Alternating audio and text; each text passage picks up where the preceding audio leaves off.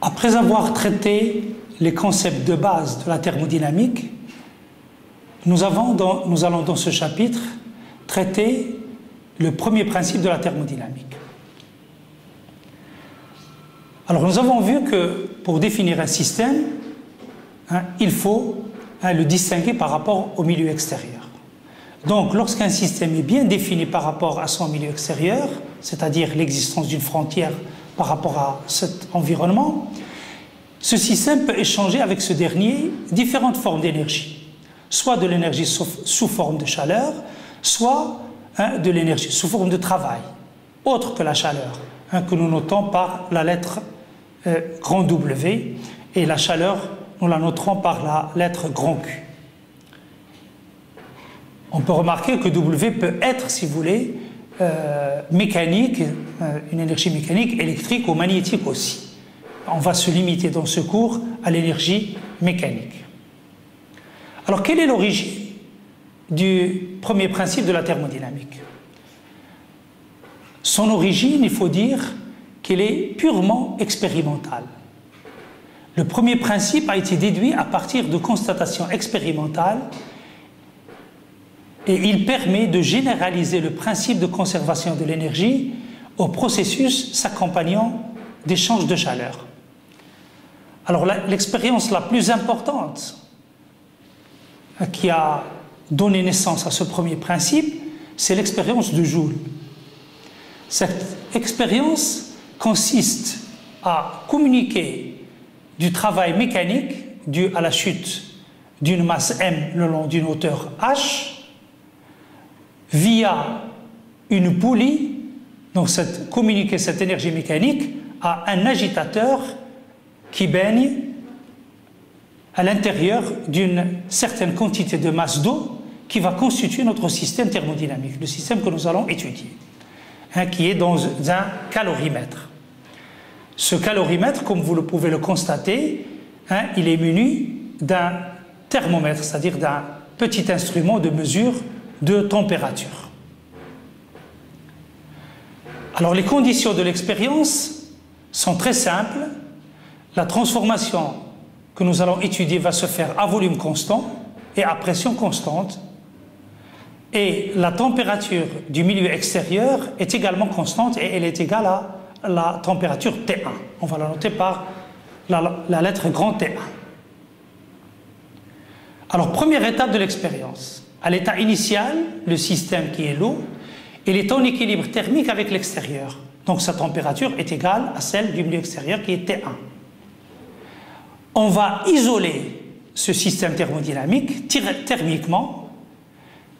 Donc, les parois du calorimètre seront des parois isolantes. Ils empêchent tout échange de chaleur pendant cette première étape. Et l'expérience va consister à chauffer l'eau au moyen de l'agitateur qui est à l'intérieur. Lorsqu'on va lâcher la masse, si vous voulez, qui va parcourir la hauteur h, donc elle va travailler pendant cette hauteur h. Le travail, c'est un travail d'énergie potentielle est égal à mgh. Ce système, l'agitateur va tourner grâce à ce travail, et donc le système qui est haut va recevoir du travail mécanique. Comme il reçoit du travail mécanique, alors le W, il est positif, d'après la convention de Sill que nous avons développée dans le chapitre précédent. Naturellement, la température du système va passer de T1 à une température T2 supérieure à T1. L'agitateur va, en tournant à l'intérieur, en agitant la masse d'eau, va la faire chauffer et sa température va s'élever et va passer de T1 à T2. T2 supérieur à T1. Deuxième temps de l'expérience. On enlève l'isolement thermique, donc l'eau, via les parois du calorimètre, va communiquer sur le plan chaleur avec l'extérieur, donc l'eau va se mettre à la température du milieu extérieur, il va se refroidir et sa température va passer de T2 à T1, pour que l'équilibre avec le milieu extérieur s'établisse entre le système et son environnement. Le système donc cède à l'extérieur une quantité de chaleur Q. En se refroidissant, il va céder une certaine quantité de chaleur Q. Je rappelle que dans les conditions d'expérience, la transformation étudiée se passe à volume et à pression constante. Donc, en utilisant l'une des expressions des variations élémentaires de la quantité de chaleur dQ pour la masse M de l'eau, de capacité calorifique grand C, dQ va s'écrire mCv dt plus LdV, avec dV égale à 0 parce que le volume est constant, ou bien dQ égale mCp dt plus HdP avec dP égale à 0 puisque la pression est constante. Soit finalement, dQ va s'écrire mC fois dt, hein, en confondant CV et Cp puisque nous travaillons à volume et à pression constante. Si je veux calculer la quantité de chaleur au cours de la transformation 1,2, hein, j'intègre cette expression cette forme différentielle de dQ, j'intègre entre 1 et 2 mc dt, c'est-à-dire c'est mc delta t, c'est mc T1 moins T2, parce que la température, si vous voulez, finale de l'eau, c'est T1, c'est la température du milieu extérieur, avec qui il est en équilibre thermodynamique. Donc c'est mcT1 moins T2 que je peux écrire moins mcT2 moins T1, et sachant que T2 moins T2 est supérieur à T1, donc cette quantité est positive, C est positif, M est positif, donc le signe de la quantité de chaleur est bien négatif. Nous avons bien dit que, si vous voulez, le système a cédé à l'extérieur une certaine quantité de chaleur. Donc, sur le plan signe, nous sommes conformes aux conventions de signe que nous avons adoptées auparavant. Alors, remarquons qu'en cédant cette quantité de chaleur Q à l'extérieur, le système a retrouvé son état d'équilibre initial. Hein? Nous sommes partis de cet état initial. Il était à la température T1 avant le début de la transformation. Donc, partir d'un état et revenir au même état, hein, ça veut dire décrire ce qu'on appelle un cycle en thermodynamique. Donc ce cycle, je peux le représenter schématiquement, hein, par le schéma qui est devant vous. Je suis à l'état 1, je donne du travail, pas de chaleur, hein, en l'absence de tout échange de chaleur, le système reçoit du travail et passe de l'état 1 à l'état d'équilibre 2.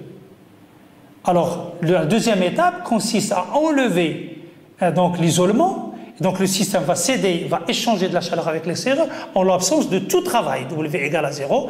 Et donc, je reviens, hein, à l'état initial. Donc, j'ai décrit un cycle thermodynamique.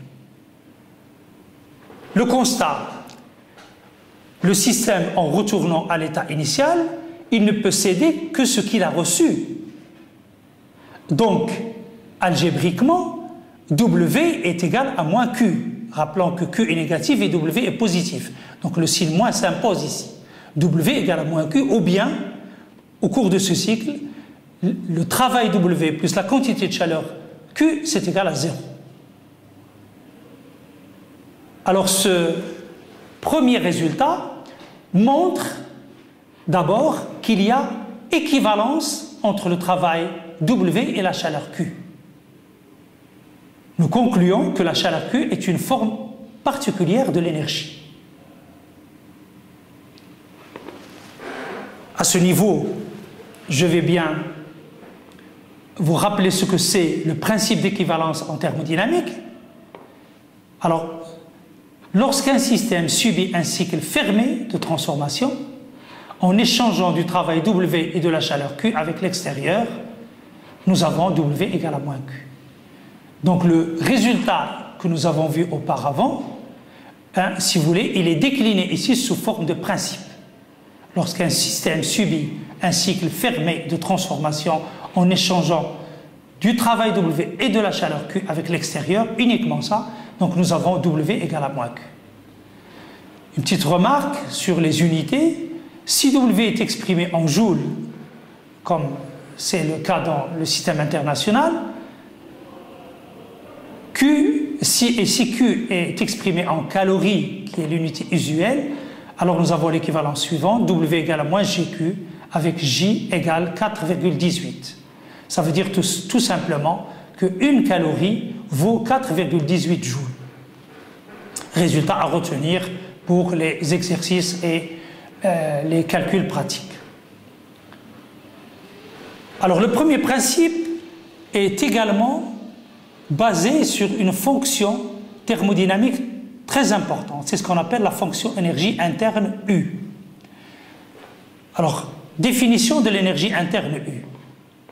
L'énergie interne est par définition la somme des énergies cinétiques des particules et des énergies potentielles ou d'interaction de ces particules.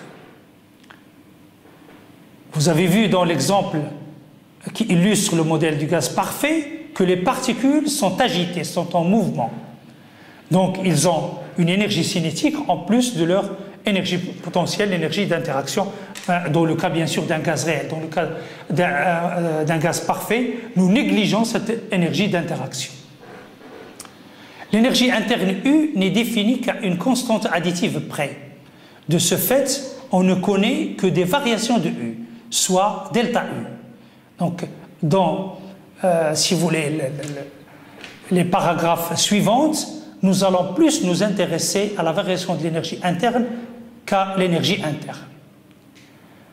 Alors, connaissons maintenant l'expérience de Joule, connaissant ce que c'est l'énergie interne, je vais me permettre d'énoncer le premier principe de la thermodynamique.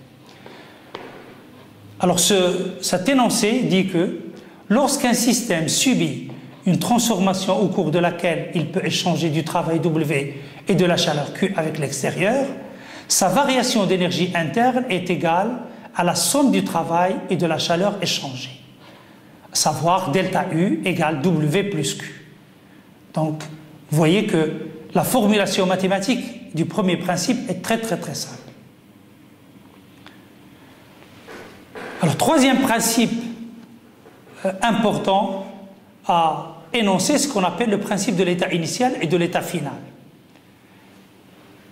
Alors, ce principe dit que la variation d'énergie interne delta U dans une transformation quelconque entre deux états d'équilibre initial et final 1 et 2 ne dépend que de ces deux états et non du chemin suivi. Le delta U, c'est U de l'état 2 moins U de l'état 1. Quelles sont les conséquences de ce principe? Tout simplement, U est une fonction d'état. Delta U égale U de 2 moins U de 1. Donc la variation de l'énergie interne ne dépend pas du chemin, ne dépend que de l'état final et de l'état initial. Ça veut dire que U est une fonction d'état. Et par conséquent, le dU, la différentielle de cette énergie, est une différentielle totale exacte. Alors c'est un résultat très important à retenir. Remarque, nous avons vu dans le chapitre précédent que la forme différentielle du travail, de W, et la forme différentielle de la quantité de chaleur, si vous voulez, ce ne sont pas des différentiels totales exacts. Alors que maintenant, si je prends ça veut dire que W dépend du chemin suivi, pour calculer donc le travail entre un état initial et un état final. De même, la quantité de chaleur Q dépend du chemin suivi pour calculer la quantité de chaleur entre un état initial et un état final, mais leur somme W plus Q qui est égale à delta U n'en dépend pas. Encore un résultat très important à retenir. Si le système subit une transformation cyclique, un cycle fermé, donc ça veut dire que le système part de l'état 1 et revient à l'état 1, ça veut dire que l'état 2 est égal à l'état 1, donc delta U est égal à 0 puisque U est une fonction d'état. Donc W plus Q égale à 0, ce qui implique W égale moins Q. Alors, vous remarquez bien qu'on retrouve le principe d'équivalence ici, que nous avons établi à partir de l'expérience de Joule. Alors, quelques applications de ce qu'on vient de voir. Alors, nous allons donner la variation de l'énergie interne dans une transformation quelconque d'un gaz parfait. Alors, nous donnons d'abord l'énergie interne pour un gaz parfait. On va considérer une mole d'un gaz parfait. Son énergie interne est donnée par la relation U égale I sur 2 fois R fois T. Je rappelle que R, c'est la constante des gaz parfaits, T, c'est la température du système, et U, c'est son énergie interne. Le facteur I ici, c'est tout simplement le nombre de degrés de liberté des particules du gaz. Vous savez qu'un gaz peut être monoatomique et dans ce cas-là, hein, si vous voulez, il est ponctuel, les particules sont ponctuelles, leur degré de liberté I est égal à 3. Hein, il n'a besoin, si vous voulez, un point n'a besoin que de 3 degrés de liberté pour être repéré dans l'espace. Par contre, si le gaz est diatomique, alors on a besoin de 5 paramètres pour le repérer dans l'espace. Et si j'ai un gaz polyatomique, ça si vous voulez c'est la généralisation un petit peu, c'est une dimension si vous voulez générale, 3 dimensions, nous avons besoin de 6 paramètres, pardon, c'est très connu, vous avez 3 coordonnées cartésiennes et 3 angles, donc ça veut dire que I égale à 6. Supposons que le système, que notre gaz parfait, subit une transformation qui le fait passer de l'état initial 1, caractérisé par la pression P1, le volume V1 et la température T1, à l'état 2, l'état d'équilibre thermodynamique 2, caractérisé par la pression P2, le volume V2 et la température T2. Alors, quelle est sa variation d'énergie interne? Bien, nous savons que l'état initial est un état d'équilibre, donc j'ai le droit d'appliquer l'équation des gaz parfaits pour cet état. Donc P1 V1 égale à RT1. Rappelons que j'ai pris une mole, donc N égale à 1 ici. De même, l'état d'équilibre 2, pour l'état d'équilibre 2, je peux appliquer aussi l'équation d'état des gaz parfaits, donc P2 V2 égale RT2. Alors sachant que U égale I sur 2 RT, hein, l'expression de l'énergie interne, je vais calculer delta U. Delta U c'est U de l'état 2 moins U de l'état 1. C'est I sur 2 fois R, hein, j'ai pris un gaz identique, il peut être monoatomique, polyatomique, etc. Donc le I est quelconque ici, fois R, T2 moins T1. Et à partir des équations P1 V1 égale à RT1 et P2 V2 égale à RT2, je peux déduire un delta U en fonction de la pression et du volume de l'état initial et de l'état final. C'est I sur 2, P2 V2 moins P1 V1. Nous avions déjà vu que pour un gaz parfait, nous avions le rapport des chaleurs spécifiques ou des capacités calorifiques, ça revient au même. Cp sur Cv, c'est égal à la constante gamma, qui est une constante pour un gaz parfait.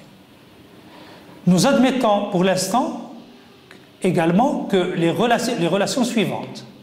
Cp moins Cv est égal à R, ce qu'on appelle la relation de Mayer, et Cv égale I sur 2 fois R. Alors avec ces deux relations-là et le rapport des chaleurs spécifiques qui est égal à gamma, on peut déduire la valeur de l'expression I sur 2 qui est égale à 1 sur gamma moins 1 et réécrire delta U, hein, si vous voulez, en fonction de gamma, c'est 1 sur gamma moins 1, P2 V2 moins P1 V1. Ou bien, rappelez-vous, puisque Cv égale I sur 2 fois R, hein, I sur 2 fois R, alors ici je peux remplacer I sur 2 sur R par Cv et donc écrire delta U égale Cv directement, Cv T2 moins T1 ou bien Cv delta T. Alors ça c'est la variation de l'énergie interne qui est égale Cv delta T. Donc c'est une constante, la variation de l'énergie interne c'est une constante, la variation de l'énergie, la variation de la température. Finalement, la différentielle de l'énergie interne, c'est Cv fois la différentielle de la température. Donc cette expression-là, du égale Cv dt, cette expression différentielle, c'est ce qu'on appelle la première loi de Joule.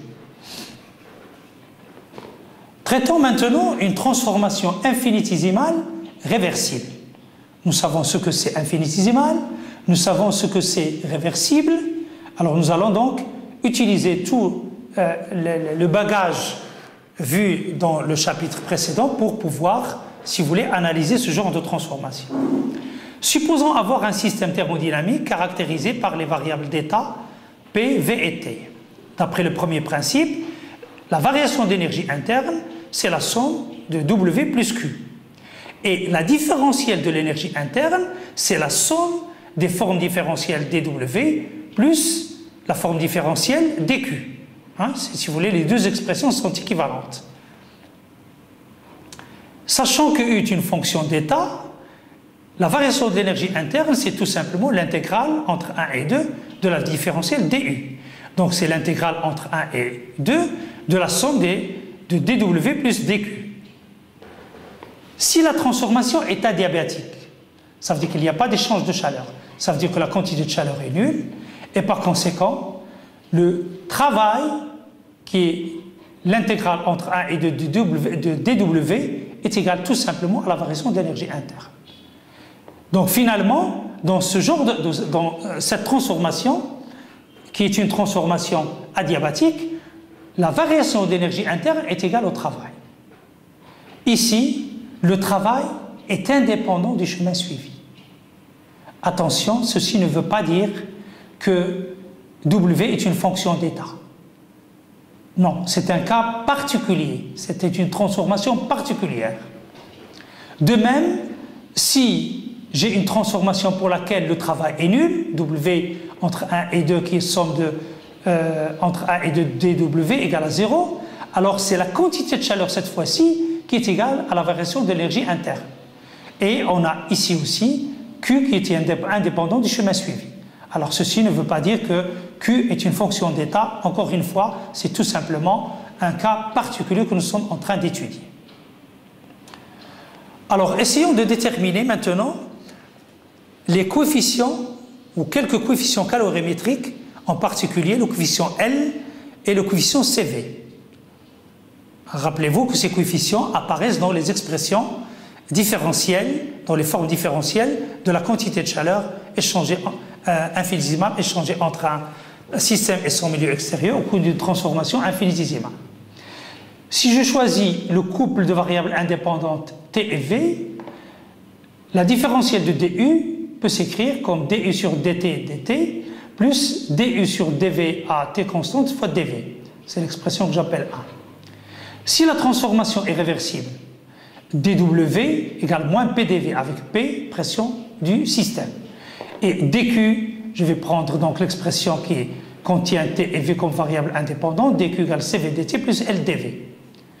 D'où DU qui est dW plus dQ, c'est égal tout simplement, en faisant la somme et en factorisant, donc c'est L moins P dV plus CV dt, expression 2. Si j'identifie l'expression 1 et l'expression 2, je peux tirer la valeur de l'expression de L qui est égale à P plus DU sur DV à T constant et l'expression de CV qui est tout simplement DU sur DT à volume constant. Comme DU est une différentielle totale exacte, nous avons également, d'après le théorème que nous avons vu au chapitre précédent, la dérivée de CV par rapport à V à T constant, c'est égal à la dérivée par rapport à T de L moins P à V constant. Alors, deuxième fonction importante dans ce chapitre, après l'énergie interne, c'est la fonction enthalpie, qu'on notera par la lettre grand H dans les paragraphes précédents. Un paragraphe suivant, pardon. Alors, pour déterminer cette fonction, on va se baser sur l'expérience de la détente de Joule-Thomson. Et je vais essayer d'illustrer sur le schéma suivant, si vous voulez, ce que c'est l'expérience de la détente de Joule-Thomson. Il s'agit d'une transformation finie, un contraire de infinitésimale, c'est-à-dire elle va passer d'un état initial, un état d'équilibre initial 1, vers un état d'équilibre final 2, loin de l'état, si vous voulez, d'équilibre initial. Alors, c'est une transformation, j'ai dit, finie, adiabatique et irréversible. Donc fini, adiabatique, pas d'échange de chaleur, et c'est une transformation irréversible. Alors sur le schéma suivant, je considère deux cylindres qui communiquent par un petit tube muni d'un robinet à pointeau que je peux fermer et ouvrir. Donc le premier cylindre communique avec un deuxième cylindre ici. Et dans le premier cylindre, j'ai un gaz, c'est la masse que j'ai colorée en vert. Donc ce gaz, il est emprisonné dans le cylindre via un piston soumis à une piston Pi1 soumis à la force F1. Et à l'état initial, le robinet étant fermé, donc le gaz occupe uniquement la partie gauche. La partie vide, hein, c'est aussi un cylindre inautique avec un piston Pi2 hein, qui est pratiquement collé sur, si vous voulez, le bas du cylindre, hein, la partie extrême gauche du cylindre. Ça veut dire qu'il n'y a aucune particule dans ce cylindre. C'est le piston Pi2 et bien sûr qui est soumis à la force F2. Ça peut être par exemple la pression atmosphérique ici. Et ici, ça peut être une force, si vous voulez, appliquée par un expérimentateur. Alors l'état final, c'est quoi? L'état final, je vais ouvrir le robinet à pointeau et je vais pousser le piston Pi1 grâce à la force F1 de telle sorte que la totalité du gaz passe vers le cylindre 2, hein, si vous voulez, comme le montre la figure, donc la masse verte ici. Donc il est soumis, ce gaz-là maintenant, via le piston Pi2, il est soumis à la force F2. Donc j'essaie de récapituler. Donc le dispositif expérimental est constitué de 2 cylindres identiques de section S, communiquant par un petit tube muni d'une vanne, robinet à pointeau. Dans l'état initial, le robinet étant fermé, le gaz est comprimé par le piston P1 soumis à l'action de la force F1 et donc à la pression P1 qui est égale F1 sur S. C'est l'état A qu'on peut caractériser par P1 qui est égal F1 sur S, V1 et la température T1. Le piston Pi2 est soumis à l'unique force F2 et donc à la pression P2 qui est égale F2 sur S qui peut être la pression atmosphérique.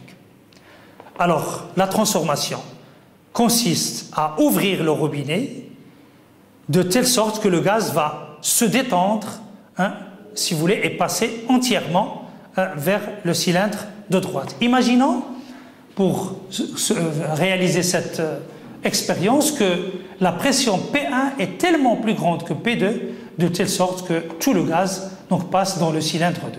C'est donc une transformation fortement irréversible.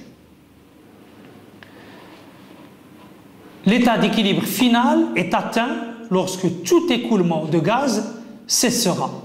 C'est l'état B qui sera caractérisé par la pression P2 qui est égale F2 sur S, un volume V2 et une température T2. Quel est le bilan des échanges énergétiques entre le système et le milieu extérieur? La transformation étant adiabatique, on a donc forcément Q égale à 0. Parce qu'il n'y a pas d'échange de chaleur entre le système et le milieu extérieur. Par contre, le piston Pi1 a travaillé sous l'action de des forces extérieures et le piston Pi2 a travaillé contre l'action des forces extérieures. On a donc W1, c'est la somme entre l'état initial et l'état final du déplacement de Pi1, c'est moins P1 dV, d'accord, avec le volume final étant nul hein, pour cette partie-là, et le volume initial, c'est V1. Donc le résultat de cette intégrale, c'est tout simplement P1V1 qui est positif. Et c'est tout à fait conforme aux conventions de signes que nous avons adoptées, puisque c'est l'extérieur qui comprime le gaz, donc il lui communique du travail. Donc W est positif. W2 correspond au travail du piston Pi2 contre les forces extérieures. Donc c'est le passage, c'est l'intégrale entre l'état initial et l'état final de la position du piston. C'est moins P2 dV, donc il a travaillé sous l'action de la force P2, moins PdV. Donc à l'état final, le volume est V2, à l'état initial, le volume était égal à 0. Donc ce calcul-là nous donne tout simplement moins P2 V2, hein, avec P2, P est une valeur positive, volume valeur positive, donc cette quantité-là est bien négative et ça montre bien que le système a travaillé contre le milieu extérieur. Il a cédé donc du travail à l'extérieur. Le travail, donc le bilan énergétique, c'est la somme, W, c'est la somme de W1 plus W2. Alors si j'écris W, qui est la somme W1 plus W2, donc ça va être égal à P1V1 moins P2V2. Or, d'après le premier principe, delta U, c'est U de l'état 2 moins U de l'état 1, qui est égal à W uniquement, puisque W égale à 0, puisque Q égale à 0, transformation adiabatique. Et W égale P1V1 moins P2V2. Donc finalement, j'ai U2 plus P2V2 est égal à U2 plus, est égal à U1 plus P1V1. On est donc en présence d'une fonction d'état que nous définissons par la relation suivante, H égale à U plus PV, et que nous appelons la fonction enthalpie. Remarque, pour l'expérience de Joule-Thomson, puisque nous avons U de 2 plus P de V2 égale U de 1 plus P1 V1, ça veut dire que H de l'état 2 est égal à H de l'état 1. On dira que la détente de Joule-Thomson conserve l'enthalpie. Et donc nous avons delta H égale à 0, puisque H de l'état 2 égale H de l'état 1. Calculons l'enthalpie d'un gaz parfait. Nous savons que pour une mole, l'énergie interne d'un gaz parfait égale à I sur 2 R fois T. Et que l'équation d'état d'un gaz parfait s'écrit comme PV égale RT. Donc H c'est U plus PV, c'est I sur 2 plus 1 fois RT. Donc l'expression est très simple. L'enthalpie d'un gaz parfait ne dépend que de la température. Comme pour l'énergie interne, l'énergie interne d'un gaz parfait ne dépend aussi que de la température. Alors l'enthalpie aussi ne dépend que de la température. Alors sachant que Cp moins Cv égale à R, c'est ce qu'on appelle la relation de Mayer, avec Cv égale I sur 2 fois R, ce qui implique que Cp égale I sur 2 plus 1 facteur de R.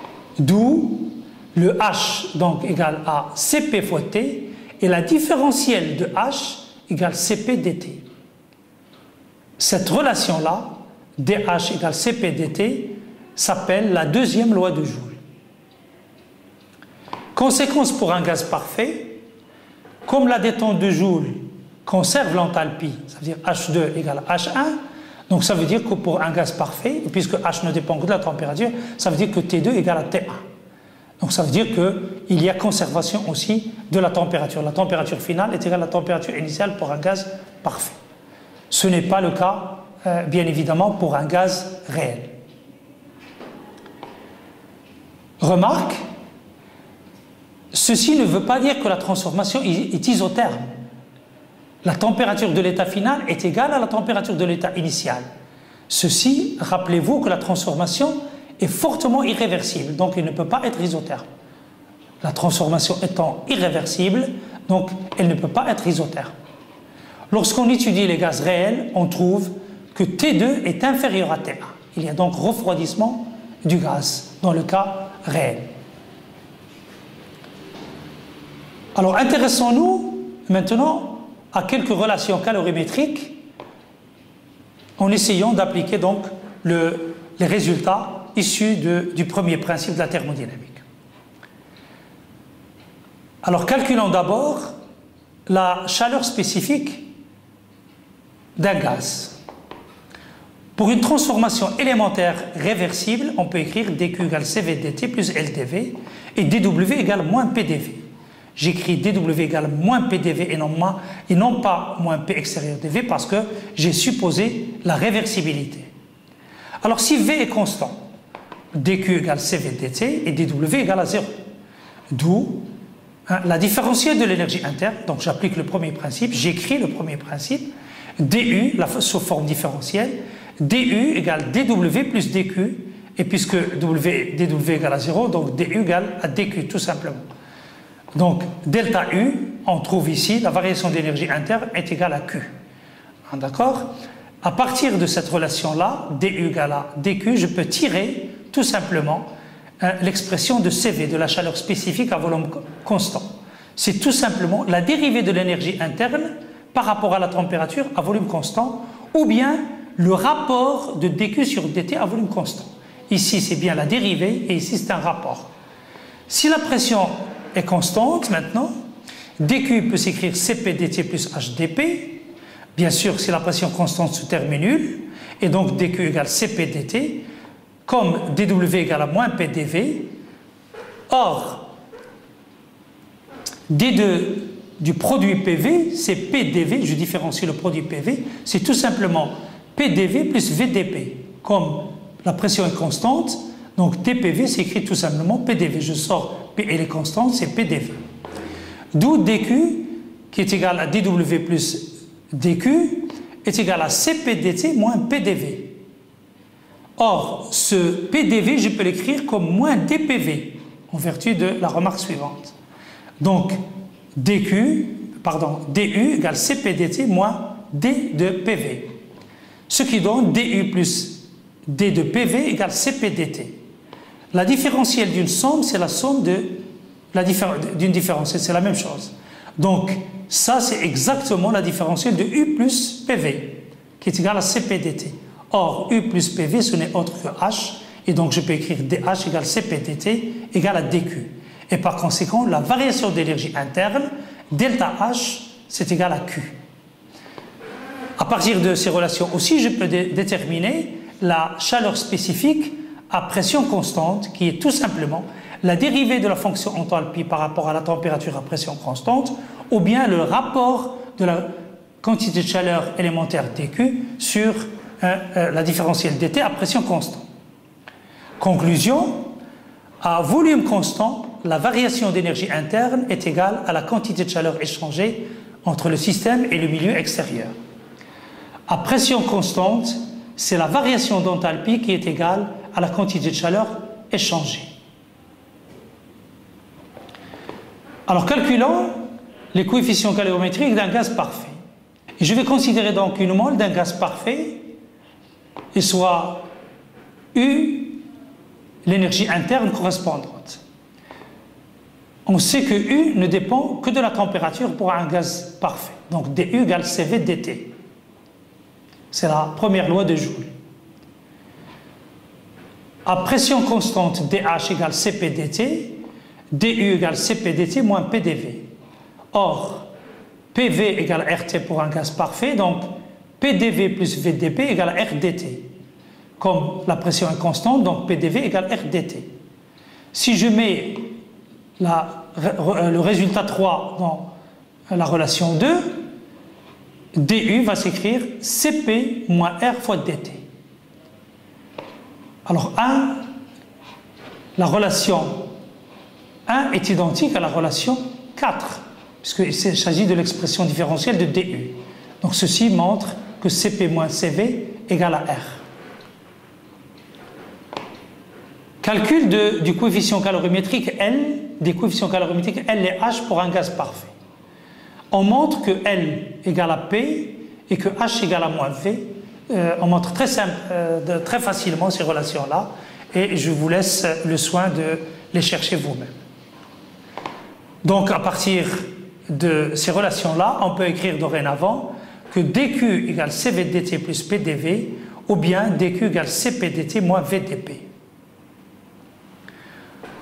Alors, nous allons passer à l'étude de la détente de Joule, qui est une transformation irréversible également, et nous allons d'abord l'illustrer par l'exemple suivant.